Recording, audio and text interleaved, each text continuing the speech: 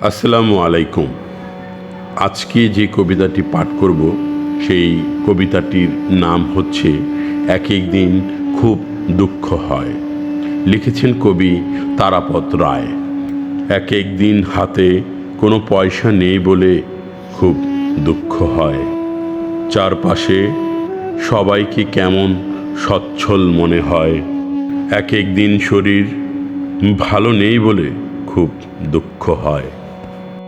চারপাশে সবাইকে কেমন সহজ সুস্থ মনে হয়।